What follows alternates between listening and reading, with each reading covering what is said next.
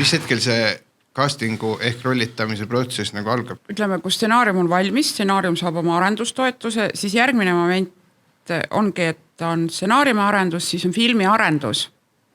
Siis tulen mina mängu ja siis, et tootmiseks saada raha, tuleb esitada juba kõigil osakondadel siis kunstil ja operaatoril ja ka siis režissööril see nägemus ja see nägemus tuleb siis nagu koos näitleja variantidega esitada. Et ma suht algusest tulen mängu. Ma alustasin 2019, et sisuliselt ma tegin peaaegu terve aasta väntas see castingu protsess, et me tegime selle ringi ära, vaatasime kõigepealt kõik pikad näitlejad üle.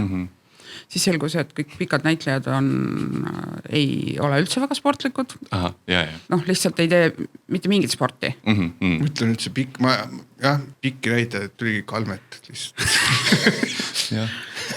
Seppo Seeman.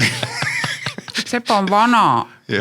Saab Howard Fryer laetab ära, Seppo ka natuke siit kõige hullem on see, et kui on lapse vanemad, kes tahavad, et tema laps saaks, siis mul on ka palutud, et kas ma palkaks psühholoogi, kes võtaks maha tema lapselt kaamera hirmu. Ja siis kui 14-aastane kutt, kes oli täiesti normaalne, ütles, ma lihtsalt ei taha, et tee muga see casting ära, siis ema jätab mu rahulena. Kutt tahtis jalgpalli mängida, oma elu elada, on ju, mitte mingisuguses filmis mängida. See on jumalast aktsepteeritav ju. Aga kui sa neid ähvardusi küsid, siis ma lapsevanematelt olen küll saanud sõimata, et ma ei tunne talenti ära ja tema laps on nii andekas ja ma ei tunne ära, et neid kõnesi ma olen küll saanud. Ja. Kui tuleks eluloo film Anu Saagimist nimega I am Saag ehk Saag I am, kes sobiks siis sinna nii-öelda peaosa rolli? Elina Purde.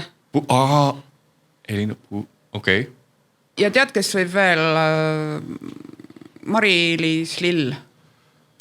Jaa. Issand, seda ma ütleks küll ette. Mis on pildil valesti?